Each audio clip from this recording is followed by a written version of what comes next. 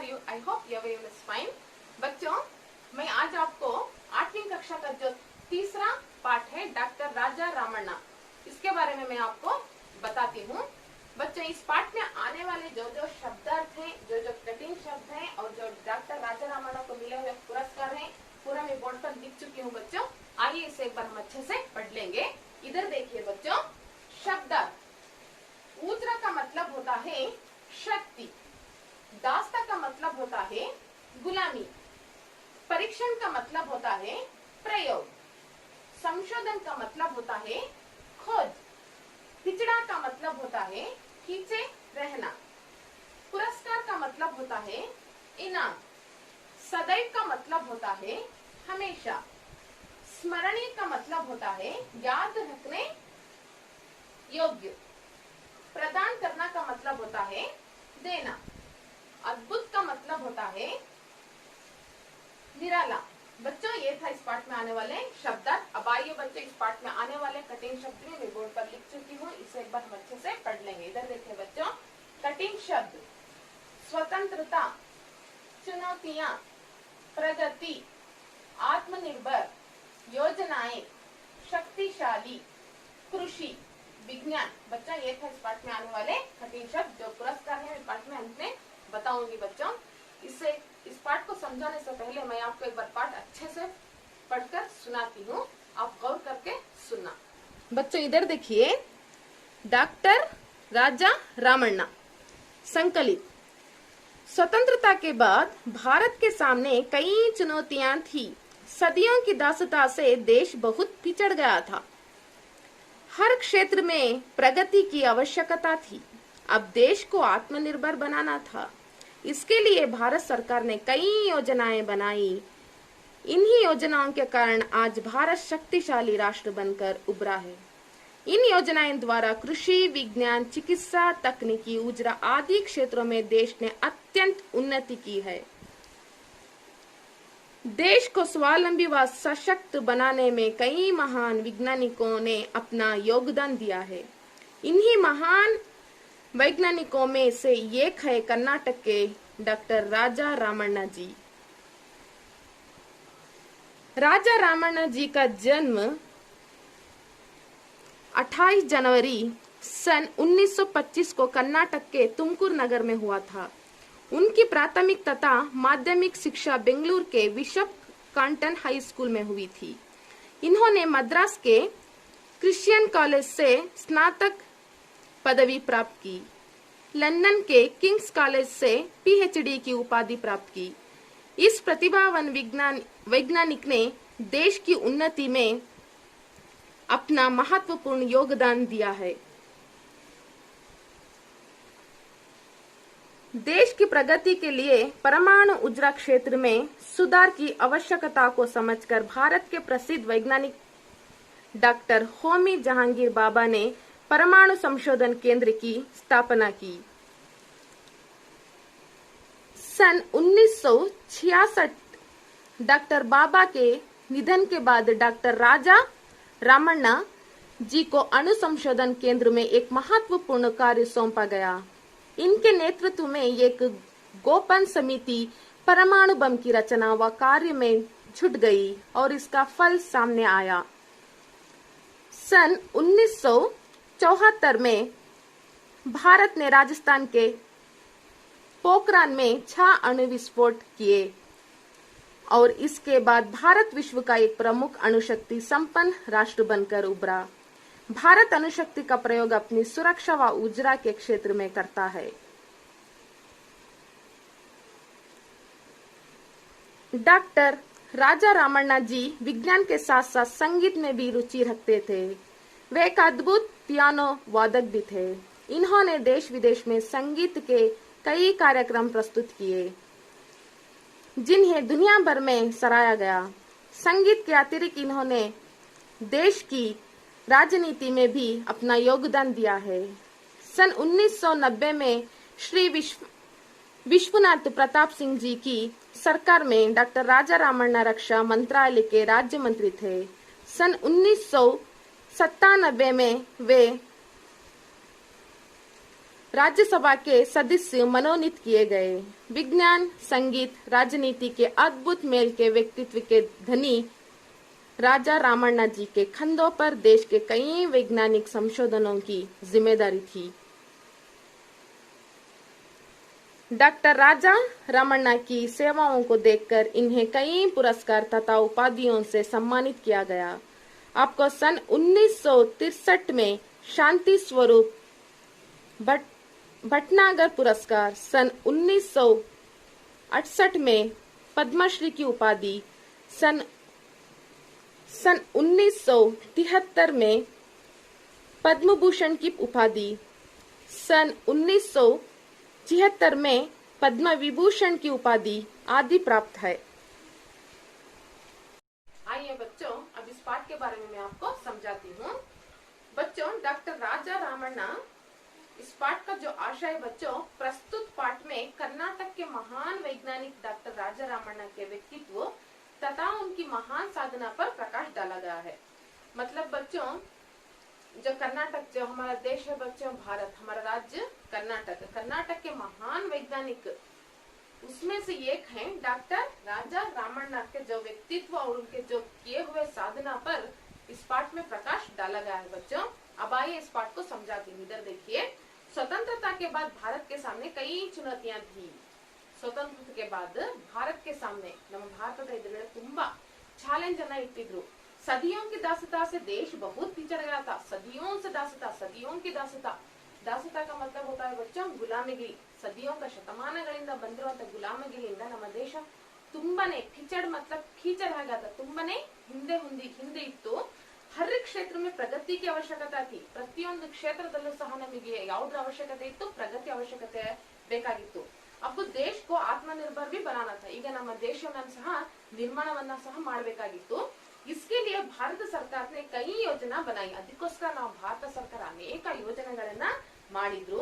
इन्हीं योजनाओं के कारण आज भारत शक्तिशाली राष्ट्र बनकर उभरा। ಆ ಭಾರತ ಸರ್ಕಾರ ಕೈಗೊಂಡಿರುವಂತ ಯೋಜನೆಗಳಿಂದ ನಮ್ಮ ಇವತ್ತು ಭಾರತ ದೇಶ ಅನ್ನುವಂತದ್ದು ಒಂದು ಶಕ್ತಿಶಾಲ ರಾಷ್ಟ್ರವಾಗಿದೆ ಅಂತ। ಇನ್ನು ಈ ಯೋಜನೆಗಳಿಂದ कृषि, विज्ञान, चिकित्सा, तकनीकी, उज्रा आदि क्षेत्र में देश के अत्यंत उन्नति के है। जो योजनाएं से बच्चों द्वारा कृषि, साइंस, एग्रीकल्चर, साइंस, चिकित्सा, टेक्निकी आदि क्षेत्र में, शक्ति के आदि क्षेत्र में देश ने अत्यंत उन्नति की है। देश को स्वावलंबी व सशक्त बनाने के लिए ನಮ್ಮ ದೇಶವನ್ನ ಸ್ವಾವಲಂಬನೆ ಮತ್ತು ಸಶಕ್ತವನ್ನ ಮಾಡಲಿಕ್ಕೋಸ್ಕರ अनेक महान वैज्ञानिकों ने अपना क्या दिया है? योगदान दिया है। उसमें हमारे जो कर्नाटक के महान वैज्ञानिकों में जो कर्नाटक के जो है बच्चों डॉक्टर राजा रामण्णा, इन कर्नाटक के डॉक्टर राजा रामण्णा जी। आगे देखिए बच्चों, राजा रामण्णा जी का जन्म 28 जनवरी सन 1925 को कर्नाटक में तुमकुरू नगर में हुआ था। डॉक्टर राजा रामण्णा जी ಅವರ ಜನ್ಮ 28 ಜನವರಿ 1925 ಕರ್ನಾಟಕದ ತುಮಕೂರು ಎನ್ನುವಂತ ಒಂದು ನಗರದಲ್ಲಿ ಇವರ ಜನ್ಮವಾಗುತ್ತೆ। ಉनकी ಪ್ರಾಥಮಿಕ ತಥಾ ಮಾಧ್ಯಮಿಕ ಶಿಕ್ಷಣ, ಇವರ ಪ್ರೈಮರಿ ಮತ್ತು ಹೈಸ್ಕೂಲ್ ಇವರ ಓದು ಎಲ್ಲಿ ಆಗಿದೆ ಅಂದ್ರೆ ಬೆಂಗಳೂರು। ಇವರ ಶಿಕ್ಷಣ ಬೆಂಗಳೂರು के बिशप कांटन हाई स्कूल में हुई थी। इनकी जो प्राथमिक और माध्यमिक शिक्षा है ना बच्चों, बेंगलुरु के बिशप कांटन हाई स्कूल में हुई। उसके बाद में मद्रास को गए। मद्रास के वहां जाने पर क्रिश्चियन कॉलेज में रहकर वहां पर स्नातक पदवी प्राप्त कर ली। कौन सी पदवी बच्चों? स्नातक पदवी प्राप्त कर ली। उसके बाद में लंदन के किंग्स कॉलेज में, उसके बाद लंदन गए, वहां किंग्स कॉलेज में रहकर पीएचडी की उपाधि प्राप्त कर ली। बाद में इस प्रतिभावान वैज्ञानिक ने देश के उन्नति में अपना महत्वपूर्ण योगदान दिया है। ಈ ತರ ಪ್ರತಿಭಾವಂತ ವಿಜ್ಞಾನಿಕರಲ್ಲಿ ನಮ್ಮ ದೇಶದ ಉನ್ನತಿ ಮಾಡೋಕ್ಕೋಸ್ಕರ ತನ್ನ ಮಹತ್ವಪೂರ್ಣವಾದ ಕೊಡುಗೆಯನ್ನ ನೀಡಿದ್ದಾರೆ। कौन? डॉक्टर राजा रामण्णा। आगे देखिए बच्चों, देश की प्रगति के लिए परमाणु ऊर्जा क्षेत्र में सुधार की आवश्यकता को समझकर भारत के प्रसिद्ध वैज्ञानिक डॉक्टर होमी जहांगीर बाबा ने परमाणु संशोधन केंद्र की स्थापना की। देशದ ಪ್ರಗತಿ, परमाणु ऊर्जा, परमाणु शक्ति ಕ್ಷೇತ್ರದಲ್ಲಿ ಸುಧಾರಣೆ ಮಾಡೋಕ್ಕೋಸ್ಕರ ಅವಶ್ಯಕತೆ ಇದೆ ಅಂತ ತಿಳ್ಕೊಂಡು ಭಾರತಕ್ಕೆ ಪ್ರಸಿದ್ಧ, ಭಾರತದ ಮತ್ತೊಬ್ಬರಾಗಿರುವಂತಹ ಪ್ರಸಿದ್ಧ ವಿಜ್ಞಾನಿಯಾಗಿರುವಂತಹ ಹೋमी जहांगीर बाबा परमाणु संशोधन केंद्र की स्थापना की, परमाणु संशोधन केंद्र की स्थापना की। उसके बाद में देखिए बच्चों, इन्होंने 1966 में बाबा का निधन हुआ, 1966 में इनका निधन हुआ बच्चों। उसके बाद में डॉक्टर राजा रामण्णा जी को अणु संशोधन केंद्र में एक महत्वपूर्ण कार्य सौंपा गया। उसके बाद में डॉक्टर राजा रामण्णा को जो बैलेंस था ना बच्चों, इसलिए उनको क्या करते हैं, अणु संशोधन केंद्र में एक महत्वपूर्ण कार्य सौंपा दिया। जो पेंडिंग इತ್ತು ಕೆಲಸ ಅದನ್ನ ಮುಂದೆ ಮಾಡ್ಲಿಕ್ಕೋಸ್ಕರ ನಮ್ಮ ರಾಜಾ ರಾಮಣ್ಣಜಿಗೋಸ್ಕರ महत्वपूर्ण ಕಾರ್ಯವನ್ನು ಅವರಿಗೆ ವಹಿಸಲಾಯಿತು। इनके नेतृत्व में एक गोपन समिति परमाणु बम की रचना का कार्य में जुट गई और इसका फल सामने आया। ಇದರ ನೇತೃತ್ವದಲ್ಲಿ ಒಂದು गोपन समिति परमाणु बम की रचना कार्य ಮಾಡೋದ್ರಲ್ಲಿ और इसका फल सामने आया, जो परिश्रम ಮಾಡಿದ್ರು ಅದಕ್ಕೆ ತಕ್ಕ ಪ್ರತಿಫಲ ಮುಂದೆ ಬಂತು ಅಂತ। आगे देखिए बच्चों, सन 1974 में भारत ने राजस्थान के पोखरान में 6 अणु विस्फोट किए और इसके बाद भारत विश्व का एक प्रमुख अणुशक्ति संपन्न राष्ट्र बनकर उभरा। उसके बाद में बच्चों 1974 ನಮ್ಮ ರಾಜಸ್ಥಾನಕ್ಕೆ पोखरान में 6 अणु विस्फोट किए। कितने बच्चों? 6 अणु विस्फोट किए और इसके बाद भारत विश्व का एक प्रमुख अणुशक्ति संपन्न राष्ट्र बन गया। और इसके बाद में हमारा जो भारत देश है बच्चों, वो विश्व में एक प्रमुख अणुशक्ति संपन्न राष्ट्र बनकर उभरा। मतलब ನಮ್ಮ ಭಾರತ ದೇಶ ಅನ್ನುವಂತದ್ದು ಪ್ರಪಂಚದಲ್ಲಿಯೇ ನಮ್ಮ ಭಾರತ ದೇಶ ಒಂದು ಪ್ರಮುಖವಾದ ಅಣುಶಕ್ತಿ ಸ್ಥಾಪನಾ ಅಂತ ಒಂದು ಘೋಷಿಸಲಾಯಿತು। ನಮ್ಮ ಭಾರತ ದೇಶ ಅಣುಶಕ್ತಿ ಸ್ಥಾಪನದ ಒಂದು ಪ್ರಮುಖ ಎಂದು ಅವರು प्रपंचदलिए घोषिಸಲಾಯಿತು अणुशक्ति स्थापना ಎಂದು। आगे देखिए बच्चों, भारत अणुशक्ति का प्रयोग अपनी सुरक्षा व ऊर्जा के क्षेत्र में करता है। जो अणुशक्ति का जो प्रयोग है ना बच्चों, अणुशक्ति का प्रयोग अपनी सुरक्षा व ऊर्जा के क्षेत्र में, कौन सी क्षेत्र में? अपनी सुरक्षा व ऊर्जा के क्षेत्र में करता है। आगे देखिए बच्चों, डॉक्टर राजा रामण्णा जी विज्ञान के साथ साथ संगीत में भी रुचि रखते थे। डॉक्टर राजा रामण्णा विज्ञान के साथ साथ संगीत में भी और संगीतದಲ್ಲೂ ಸಹ ತುಂಬಾ ಅಭಿರುಚಿಯನ್ನ ಹೊಂದಿದ್ರು। वे एक अद्भुत पियानो वादक भी थे और ಅದ್ಭುತವಾದ ಒಂದು ಪಿಯಾನೋವನ್ನ ನುಡಿಸ್ತಿದ್ರು। जो म्यूजिक ಬರುತ್ತಲ್ಲ ಮಕ್ಕಳೇ, ಈ ತರ ಪಿಯಾನೋವನ್ನ ಅವರು ನುಡಿಸುವುದರಲ್ಲಿ ತುಂಬಾ ಅದ್ಭುತರಾಗಿದ್ರು। इन्होंने देश विदेश में संगीत के कई कार्यक्रम प्रस्तुत किए और देश विदेशದಲ್ಲಿ संगीत ಕಾರ್ಯಕ್ರಮದಲ್ಲೂ ಸಹ ಪ್ರಸ್ತುತರಾಗಿದ್ರು। जिन्हें दुनिया भर में सराहा गया, दुनिया भर ಪ್ರಪಂಚದಲ್ಲಿ ಇವರನ್ನ ಹೊಗಳಿದ್ರು। ಆ ರೀತಿ ಇವರು ಸಂಗೀತವನ್ನ ಹೇಳ್ತಿದ್ರು ಅಂತ। आगे देखिए बच्चों, संगीत के अतिरिक्त इन्होंने देश की राजनीति में भी अपना योगदान दिया है। इधर देखिए बच्चों, पहले विज्ञान हुआ, उसके बाद में संगीत हुआ, अब राजनीति में भी इन्होंने अपना योगदान दिया है। तಮ್ಮ ಕೊಡುಗೆಯನ್ನು ತನ್ನ ರಾಜನೀತಿಯಲ್ಲಿ ಸಹ पॉलिटिक्स में भी इन्होंने योगदान दिया है, ತಮ್ಮ ಕೊಡುಗೆಯನ್ನ ನೀಡಿದ್ದಾರೆ। सन 1990 में 1990 श्री विश्वनाथ प्रताप सिंह जी की सरकार में डॉक्टर राजा रामण्णा रक्षा मंत्रालय के राज्य मंत्री थे। 1990 श्री विश्वनाथ प्रताप सिंह जी ಅವರ ಸರ್ಕಾರದಲ್ಲಿ ಡಾಕ್ಟರ್ ರಾಜಾ ರಾಮಣ್ಣ ಅವರು ಸಹ ಮಂತ್ರಾಲಯದ ಒಬ್ಬ ರಾಜ್ಯ ಮಂತ್ರಿ ಆಗಿದ್ರು। सन 1957 मतलब 1997 अद्भुत मेल में व्यक्तित्व के धनी राजा रामण्णा जी के कंधों पर देश के कई वैज्ञानिक संशोधन की जिम्मेदारी थी।